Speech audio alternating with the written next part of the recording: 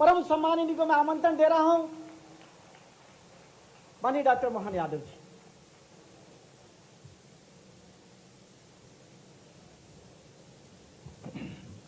आज के इस विशेष दिन पर हमारे बीच मंच पर विराजमान माननीय मंत्री विश्वास सारंग जी, माननीय मंत्री श्रीमती कृष्णा गौर जी, माननीय सांसद आलोक शर्मा जी, माननीय पूर्व प्रोटेम स्पीकर माननीय वर्तमान विधायक माननीय रामेश्वर शर्मा जी, माननीय विधायक विष्णु खत्री जी, माननीय महापौर श्रीमती मालती राय जी, इस अवसर पर पद्मश्री डॉक्टर भगवती लाल राजपुरोहित जी, हमारे कुलगुरु जी, इस अवसर पर एक और माखनलाल यूनिवर्सिटी के भी कुलगुरु जी, माननीय तिवारी जी, मंच पर बैठे हमारे प्रभारी महेंद्र सिंह जी, सभापति किशन जी, राजेश कुशवाहा जी, रवि सोलंकी जी, नरेश शर्मा जी, इस मंच पर जीवनलाल ठाकुर जी,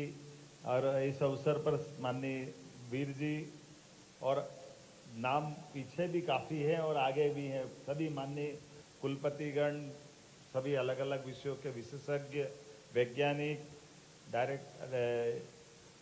हमारे डीजी, एमपी, सीएसटी, इस अवसर पर मौजूद समस्त आगंतुक अतिथिगण और आप सब।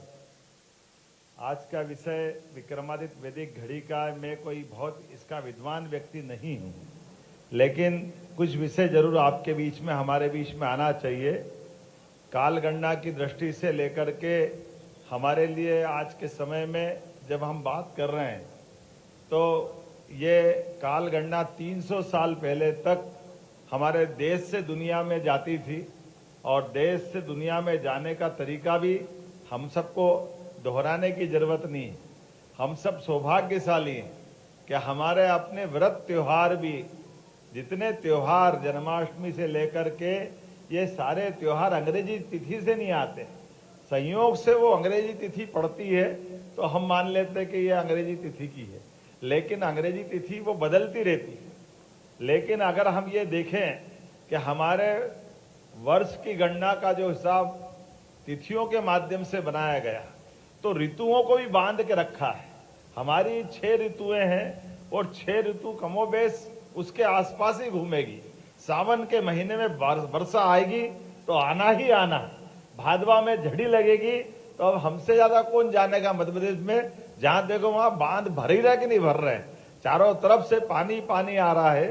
तो ये जो भादव की झड़ी, सावन का हरा और कुंवार के कार्तिक से जो एक एक महीने का हिसाब किताब, अगर हमारे लिए 15 दिन अधिकतम जो अपना अधिक मास तीसरे साल जाकर के तिथि गणना के हिसाब से, अगर वो, अब ये अलग बात है कि CF जून 30 के, बाकी के 31, 28 की फरवरी, चौथे सन 29, ये अंग्रेजी सिस्टम में आए तो सही लाइन पे, लेकिन आए तो हमारे बाद ही आए।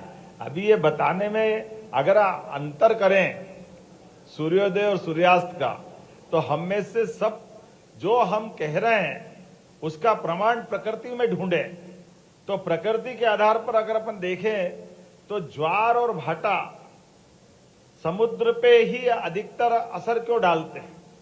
अर्थात जब चंद्रमा नीचे आएगा और ज्वार भाटा के कारण से पानी की लहरें ऊपर उठेगी, तो ये प्रकृति सिद्ध कर रही कि हाँ हमारी तिथियों की गणना सही है, तभी तो वो अपना असर डालेगी।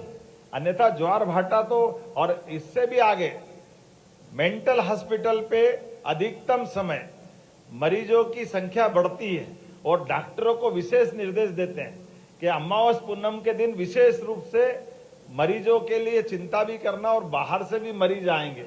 तो मानसिक रोगी जो हम, जिनको कई बार अपन अपने हिसाब से उनको जो भी शब्द देते हैं, लेकिन उनके अंदर क्योंकि 70% जल हमारे बॉडी में है, और ऐसे में बॉडी के अंदर, शरीर के अंदर जल का दबाव मस्तिष्क पे पड़ेगा, क्योंकि जब समुद्र के जल पे पड़ रहा है तो शरीर पे क्यों नहीं पड़ेगा, शरीर भी तो उससे ही बना हुआ है।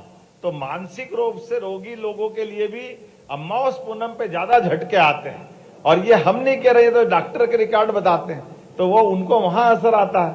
अब ये अलग बात है कि हमारे यहाँ इस सब का भी हिसाब बहुत बारीकी से लगाया है।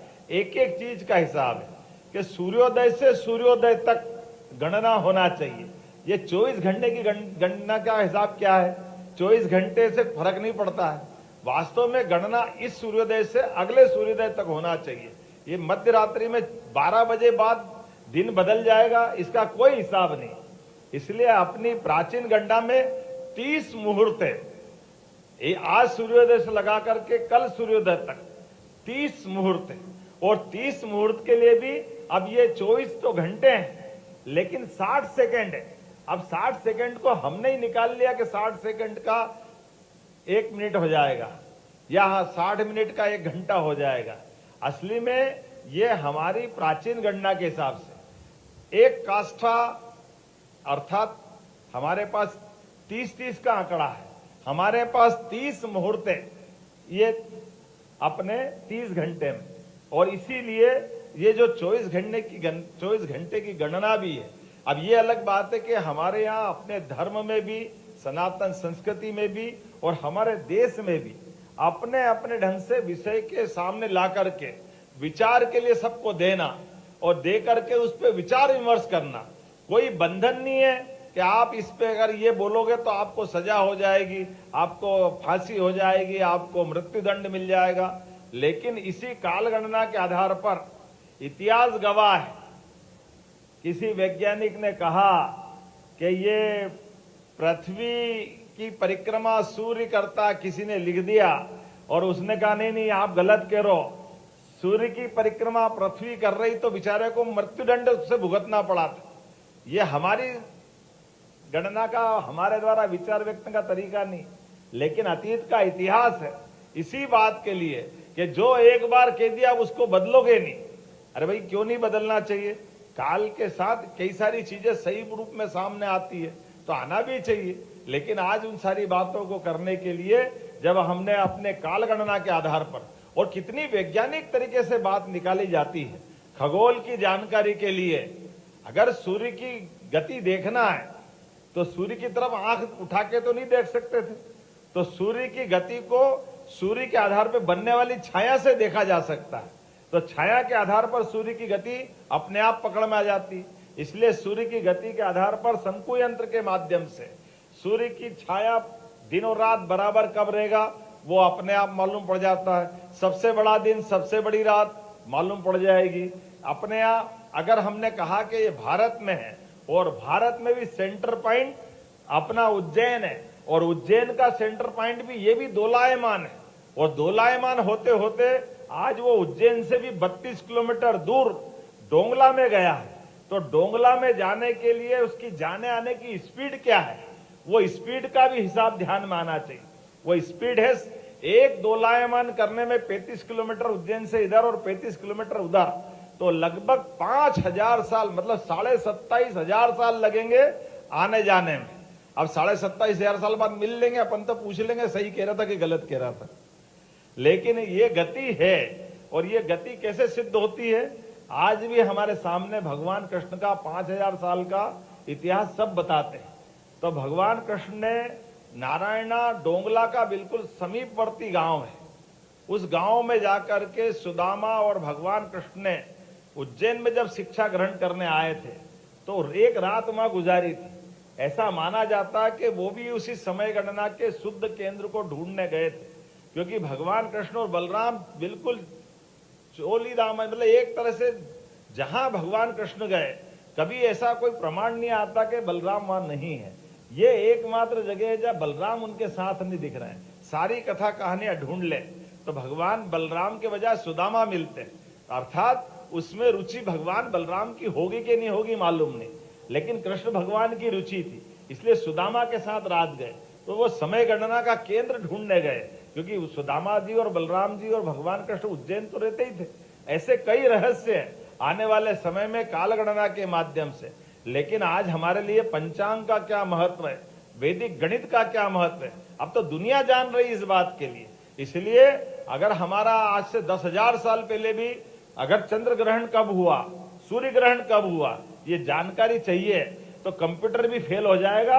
वो पंचांग से ज्योतिषी हमारे फटाक से निकाल देंगे कि कब हुआ था, क्या हुआ था, किस दिन की स्थिति में क्या हुआ। और ये जो मुहूर्त की बात भी आती है, अब मुहूर्त का मतलब शुभ मुहूर्त और अशुभ मुहूर्त नहीं है। कई बार शुभ मुहूर्त अशुभ मुहूर्त में भी महत्व है, बड़े काम के हैं। अब जैसे हमारे लिए एकादशी है, तो एकादशी के दिन मुहूर्त में उपवास करना चाहिए, उसमें गलत थोड़ी है।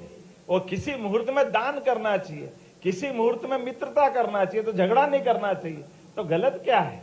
आखिर उसमें जो अच्छी चीज छिपी है, एक बार जानकारी देने के लिए तो है ही। सबको मालूम है कि सावन के महीने में घर से बाहर जाओगे तो छतरी ले जाओ, अब उसमें क्या गलत है?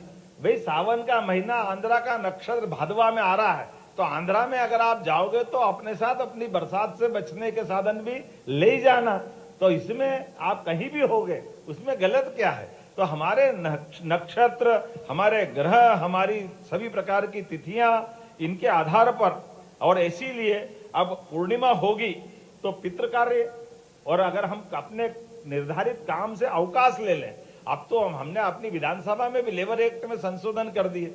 गया जमाना के भैया 8 घंटे के अलावा नहीं करोगे, अब तो आपके काम के आधार पर, क्योंकि अपने इन त्योहारों के आधार पर काम प्रभावित नहीं होना चाहिए। तो हमारे यहाँ तो तुम 8 दिन की संडे सैटरडे की कौन सी बात कर रहे हो? हमारे यहाँ तो महीने भर काम करो, अमावस के दिन की छुट्टी करो। आज भी गांव-गांव में सभी क्षेत्र में अमावस के दिन काम की छुट्टी है, बाकी तो काम करने के लिए जीवन पड़ा है। अरे जन्म से लेकर मृत्यु तक ये समय भी अगर नियत है, तो काम करने की ललक भी हमारे जीवन के साथ जुड़ती है, उसमें कोई अवकाश थोड़ी आता है। लेकिन अवकाश को समायोजित करते हुए शरीर को विश्राम देना है, इस तालमेल के साथ चलना।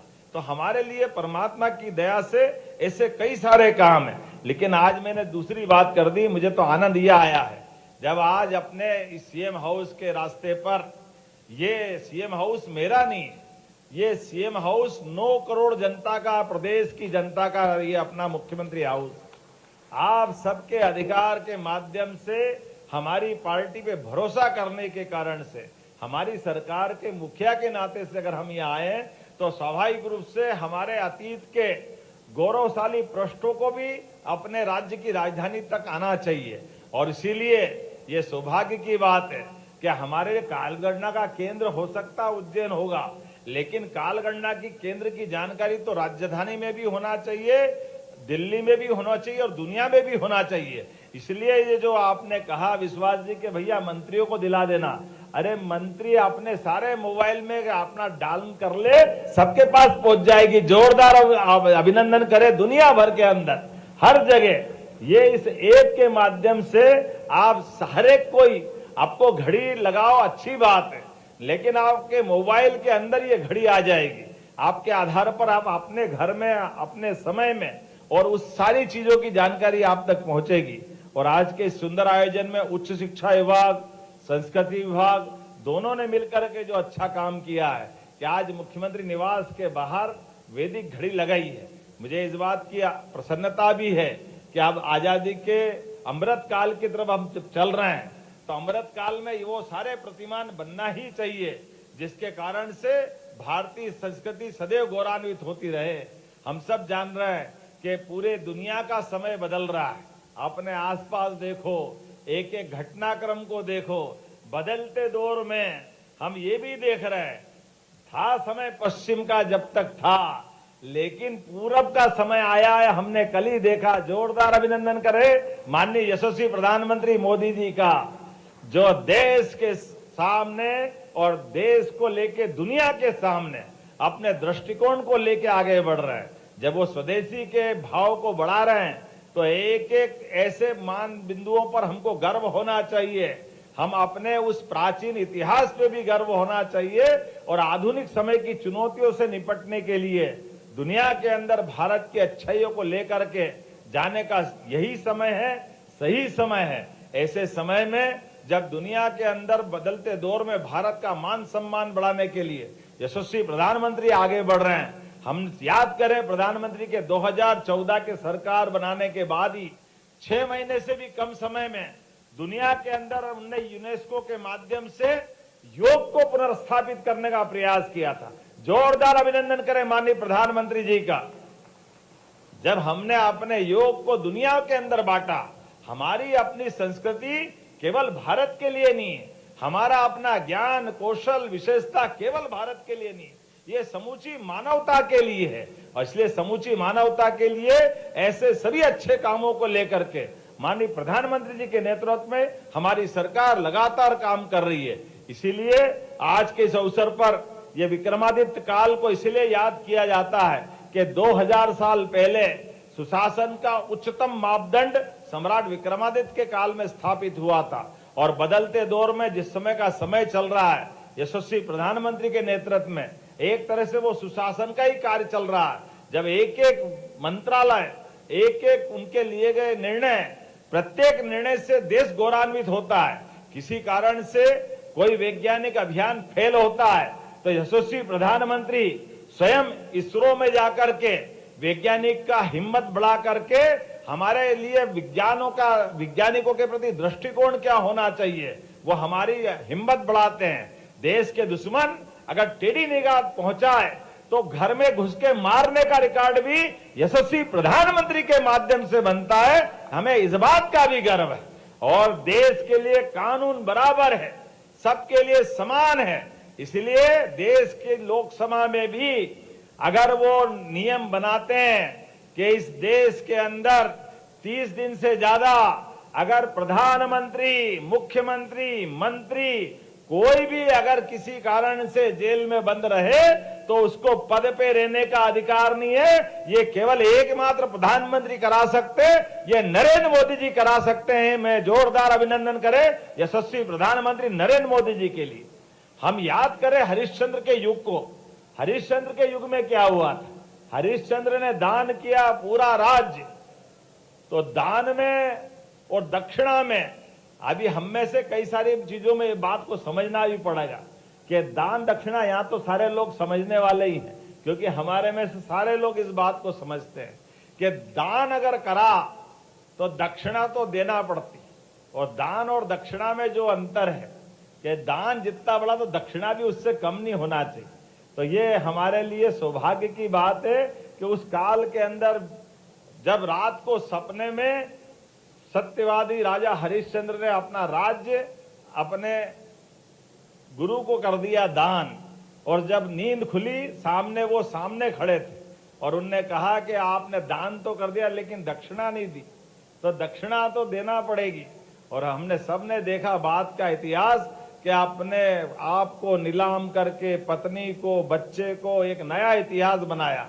तो हमारे यहाँ राजाओं की मान मर्यादा किस स्तर तक की रहती है कि वह अपने वचन के लिए, अपने कर्मों से सदैव देश को गौरवान्वित करते हैं। ऐसे कई उदाहरण इस देश के सामने भरे पड़े हैं। ऐसे में प्रधानमंत्री ने अगर केजरीवाल में जेल में रहते हुए प्रधानमंत्री मुख्यमंत्री का पद बेशर्मी के साथ चलाया था, तो ऐसे कलंक की तो मुक्ति चाहिए कि नहीं चाहिए? जोरदार अभिनंदन करो। ऐसे कलंक को हमारे सामने ध्वस्त करने का काम माननीय प्रधानमंत्री जी ने किया। कितनी शर्म आती है अगर जेल जाते अपने कर्मों के कारण और बाद में अगर आप कहते हो कहां कानून में लिखा कि इस्तीफा देना चाहिए। अरे बाप रे बाप, अगर इतना पवित्र पद मुख्यमंत्री जैसा भी, जिसको डीजी से लेकर पूरा राज्य सलाम करता है, और आप उसके सामने पुलिस वाले के जो अपने दायित्व के आधार पर उसके बंदी खाने में बंद पड़े हो और फिर आप कहते हो कि मुझे कहां लिखा है? अरे ऐसे आदमी को तो डूब मरना चाहिए। ये तो नैतिकता का तकाजा है। आप किसी को जेल का ऑर्डर दे तो बाद में अगर कोई बोल दे तो भी छोड़ना चाहिए पद अपना। मुझे इस बात की प्रसन्नता है, अभी तक के अतीत के काल में लालू यादव, राबड़ी से लगा करके सारे लोगों ने जब कभी भी कष्ट आया, शिबू सोरेन से लगाकर आजादी के बाद के किसी मंत्री, किसी मुख्यमंत्री ने इस तरह की बेशर्मी नहीं दिखाई थी। लेकिन ये तो बहुत पढ़े लिखे थे, बहुत ज्ञानी थे, जाने क्या क्या कहते आए, झाड़ू लेके आए थे। मैं तो शुचिता की बात करूंगा, लेकिन ऐसे बेशर्म लोगों के लिए भी वो अपने कर्मों से मरे, वो उनकी जाने। लेकिन यशस्वी प्रधानमंत्री ने जो नैतिकता के बल पे एक एक करके जो अपने अलग सरकार के माध्यम से देश और दुनिया के सामने दुनिया का सबसे बड़े लोकतंत्र को गौरवान्वित करने के जो अवसर दे रहे हैं, वाकई वो अद्भुत है। मुझे लगता है कि आज के समय में सही अर्थ में ये घड़ी सही चल रही है। ये हमारी घड़ी वैदिक घड़ी नहीं है, ये हमारे वर्तमान के भारत के हालचाल दुनिया को बता रही है। असली में तो घड़ी तो दिखावे के लिए है। घड़ी का मतलब क्या है? घड़ी का मतलब गति है। गति सूर्य से पृथ्वी के बीच चक्कर लगाने की। इसलिए सबकी घड़ी अलग अलग है। पृथ्वी की घड़ी अपनी 365 दिन में पूरी करती है और शनि 29.5 साल में करता है। तो ये हमारे नक्षत्र के आधार पर, हमारे ग्रहों के आधार पर, हमारी आकाशगंगा के आधार पर सबकी गति अलग अलग है। लेकिन सबकी गति का अंत सबके भगवान ने दिए गए भाग्य के आधार पर जोड़ी गई है। इसलिए इस बदलते दौर में, बदलते समय में हमारी ज्ञान गंगा की ये जो धारा यहां तक आई है और आगे तक जाए, इस शुभकामना के साथ मैं आप सबको भी बधाई देता हूं और उम्मीद करता हूं कि हम सब इस वैदिक घड़ी का उपयोग करते हुए अपने भी किसी मित्र, परिवार, सगे संबंधी, जानकार, दोस्त इस सबको देंगे और देने के आधार पर इसकी चर्चा करेंगे। माने हमारे विश्वास सारंग जी बता रहे हैं, मेरे को लगता है सारे लोग मोबाइल ऊपर कर लो अपने अपने, और वो श्रीवास्तव जी कहाँ किस किस ने डाल लिया ऐप में जरा बताना अपने अपने। और एक बार आप QR कोड से जरा सबको बताने के लिए बता दो कैसे सबके डल जाए। जैसे मोबाइल आप अपने सब ऊपर करो एक बार जो जो चाहते हैं, और जरा अपनी लाइट चालू करके बताओ कि आज के इस अवसर पर थोड़ी सी सब मोबाइल की लाइट चालू करके बताओ। यह हमारा सूर्योदय से सूर्योदय का समय हो गया। यह है सूर्योदय का समय जिसको हम ये वैदिक घड़ी की आवश्यकता है। ये आपके अपने बीच में से ये हमारा वास्तव में 30 घंटे से 30 घंटे का ये सूर्योदय का समय है जो हम चाह रहे हैं। तो उम्मीद कर रहे हैं आज के इस अवसर पर आप सब ने इस भाव के आधार पर शामिल हुए कि हम अपने वैदिक गणना के ऊपर गर्व